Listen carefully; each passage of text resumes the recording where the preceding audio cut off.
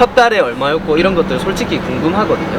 간단하게 첫 달에는 150 매출 이렇게 나왔고요. 네네. 이전 달에는 조금 안 되게 이제 매출이 나왔습니다.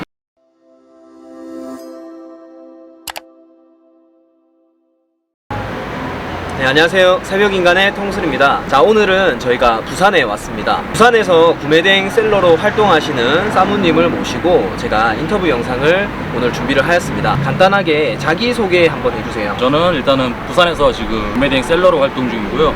나이는 지금 20대 후반, 한지는 한 3개월 좀 넘은 것 같습니다. 그럼 지금은 구매대행 셀러로 전업으로 하고 계신다고 하셨는데, 그럼 그 전에는 어떤 일을 하셨던 거예요? 그전에는 디자인 쪽에 일을 하다가 이제 부업으로 이제 구매대행을 시작했죠. 디자인 쪽으로 일하셨으면 전문 직종이니까 원래 급여나 그런 것들을 좀 이야기해 주실 수 있으세요? 디자인 쪽 자체가 박봉이라서 한 200도 안 되는 수준의 업무는 좀 일반 사무직보다도 더 많은 업무를 하는, 대우를 받지 못하는 솔직히 전문직이라고. 대우를 받지 못하는데 노동 강도가 상당히 많은 그런 쪽에서 일을 하셨다는 거죠. 그러면 지금 3개월 만에 전업을 했다고 하셨는데, 보통은 이제 부업으로 하다가 어느 정도 성장을 해야 전업으로 들어가잖아요. 그러면 3개월 만에 전업으로 하게 된 계기가 혹시 있으실까요? 제가 이전에 이거 시작하기 전에 의류 구매대행을 먼저 시작했고요. 그때 하면서 이제 확실하게 가능성을 받고, 이건 무조건 된다. 이상하게 그런 확고함이 생겨가지고 이거 하다가 보니까 매출도 눈에 올리는 게 보이고, 다음 달이면 더 이렇게 오르겠구나, 그 다음 달이면 이렇게 오르겠구나. 본업은 그만두고 전업으로 이렇게 구매대행으로 넘어가게 됐습니다. 제가 갑자기 드는 생각이, 수익이 어느 정도 나오고 전업으로 가셨다는 건지 아니면 가능성만 보고 퇴사하겠다 이렇게 하신 거예요? 가능성만 보고 퇴사를 했습니다. 저 같으면 솔직히 겁나서 퇴사를 못 할 것 같거든요. 왜냐하면 저는 어쨌든 회사에서 잘려서 전업으로 간 케이스지만, 와 이거 될 것 같다 해서 전업으로 간 케이스잖아요. 그러면 전업으로 이제 전향을 하시고 이제 수익이나 이런 부분이 어떻게 변화가 됐는지 한번 여쭤봐도 될까요? 수익 같은 경우는 처음에는 솔직히 본업보다도 안 나왔고, 사실상 그때 그만뒀을 때도 약간 본업이랑 비슷하다고 생각하시면 되고요. 이제 그 다음부터 이제 좀 시간을 투자하다 보니까 배로 늘더라고요. 근데 시청자분들은 구체적인 숫자가 안 나오면 뒤로 가기 할 수 있어요. 첫 달에 얼마였고 이런 것들 솔직히 궁금하거든요. 간단하게 첫 달에는 150 매출 이렇게 매출요? 나왔고요. 네네. 이전 달에는 2천 조금 안 되게 이제 매출이 나왔습니다. 2000이면은 마진율이나 이런 거는 어떻게 나오나요? 평균적으로 한 30에서 35% 정도 제가 계산해 보니까 그렇게 나오고 있더라고요. 그래도 지난번에도 인터뷰를 할 때 그분이 40% 내외라고 했는데 지금은 30%에서 35% 정도 나온다는 거죠. 네네. 그러면 그 전에 했던 일이 뭐 이미지 작업하는, 디자인 작업하는 그런 노가다성 일이라고 하셨는데, 그때 일에 비하면 지금 일하는 거 좀 달라졌던 게 있다면 어떤 게 있을까요? 일단 전 직업하고 지금 하는 거랑 컴퓨터에서 앉아서 하는 건 똑같은데, 아무래도 이거는 저 스스로 하지 않으면 안 되는 거기 때문에 생각을 엄청 많이 하게 되고요. 어떻게 하면 많이 팔 수 있을까, 이쪽으로 좀 많이 생각하는 게 좀 다른 것 같아요. 그러면 노동 강도는 좀 어떤지 궁금하거든요. 노동 강도는 솔직히 처음에는 열심히 했기 때문에 저는 일할 때보다 더 많이 일을 했지만, 지금은 솔직히 그 전보다도 훨씬 일 안 하고 회사 다닐 때보다도 일이 좀 적게 하고 있는 편입니다. 그러면 처음에 이제 부업으로 시작하려고 하시는 분들이 많은데, 첫 달차, 두 번째 달 시간을 어느 정도 쏟으신 거예요? 하루 일상이 저는 궁금하거든요. 첫 달 차에는 제가 그때는 이제 본업을 하고 있었기 때문에 일 마치면 들어와가지고 무조건 소싱, 업로드 이것만 계속 했고요. 두 번째 달에도 솔직히 그때까지도 아직 주문수가 많지 않기 때문에 거의 그냥 남는 시간에는 업로드하고 소싱하고 이렇게 시간을 많이 보냈습니다.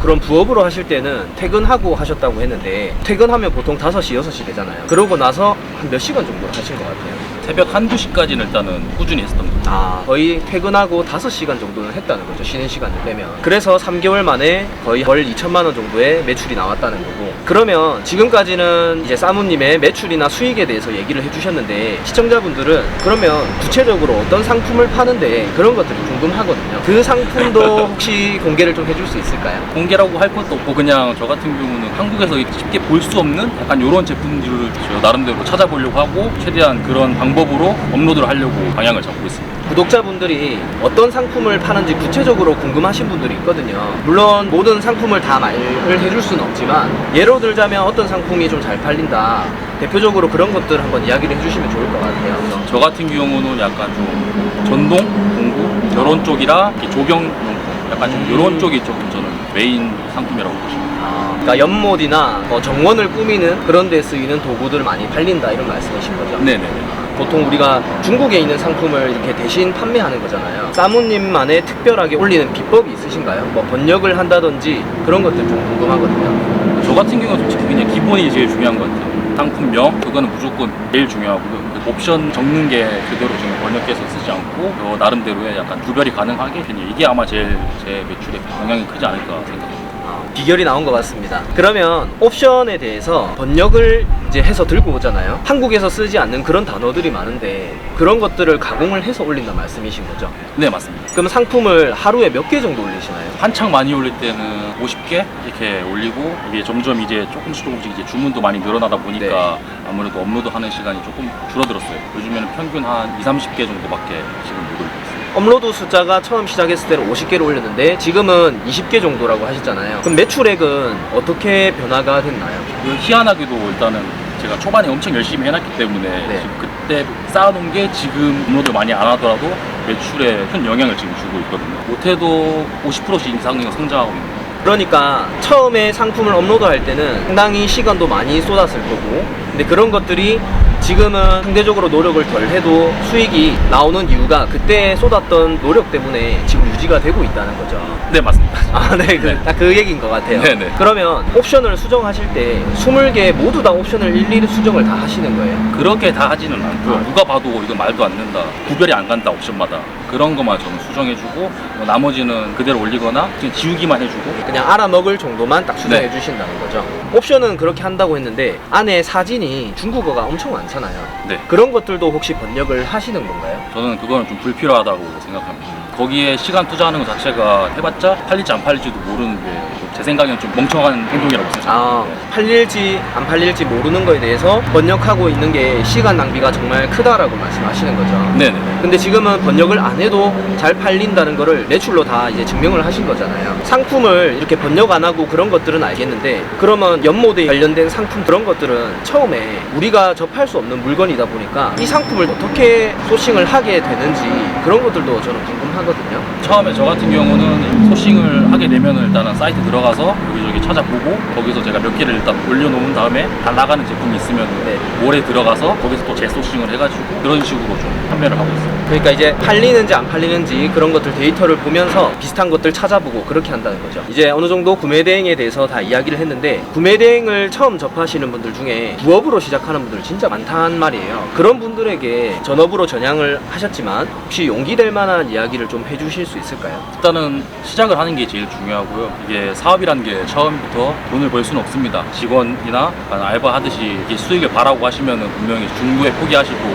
좀 길게 보시고 좀 꾸준히 하시는 게 아마 제일 중요하지 않나. 이 마인드만 가지고 있으면 저는 이게 시작하시는 분들은 무조건 잘 되실 거라고 생각합니다. 그러면 구매 대행이 지금까지는 좋은 점 이런 것들 얘기를 해주셨잖아요. 좀 이 부분은 처음 하실 때 염두는 해야 된다, 조심해야 된다 하는 그런 부분도 있을까요? 아무래도 이게 제 상품을 팔지 않는 거기 때문에 지재권이나 상표 침해 아마 이 부분이 그냥 좀 제일 조심해야 될 부분인 것 같고 나머지 뭐 반품이나 막 이런 것들은 솔직히 그게 신경 안 써도 될 정도의 약간 미미하다고 생각합니다. 반품이나 이런 것들 사실 제일 힘들어 하는데 네네. 그걸 어떻게 처리하는지도 궁금해요. 저도 처음에는 받았을 때는 이거 어떡하지 이렇게 막 안절부절했는데 하다가 보니까 반품은 그냥 받아도 손해가 절대 아니기 때문에 그냥 가볍게 그냥 넘기시면 될 것 같아요. 아마 이건 좀 하시다 보면은 저절로 아마 터득하시게 될 거예요. 반품은 이제 그냥 그렇게 신경 안 쓰고 그냥 받아들인다 생각하면 편하다는 거죠. 네네, 맞습니다. 실제로 그런 비율도 생각보다 높지 않고 걱정했던 것보다. 네. 그렇죠. 네, 오늘 인터뷰에서 아마 사우님이 매출을 이렇게까지 올린 거 노하우가 어느 정도 나온 것 같습니다. 또 추가적으로 궁금한 것들은 여기 유튜브 댓글에다가 남겨주시면 제가 한 번 더 방문을 해서라도 사우님의 노하우를 더 끌고 오도록 하겠습니다. 오늘 어쨌든 긴 시간 내어주셔서 감사드리고요. 마지막으로 저희 시청자분들에게 한마디 하고 마치도록 하겠습니다. 네. 일단 이거 영상 보시는 분들 중에서도 망설이시는 분들이 엄청 많을 겁니다. 해야 될까 말아야 될까 이렇게 많이들 고민하실 건데 일단은 실행해보는 게 제일 중요한 것 같습니다. 안 되면 안 되는 거고 되면 되는 건데 저는 무조건 된다고 생각합니다. 아까 포기하지 마시고 시작하시고 잘 되셨으면 좋겠습니다. 네, 감사합니다.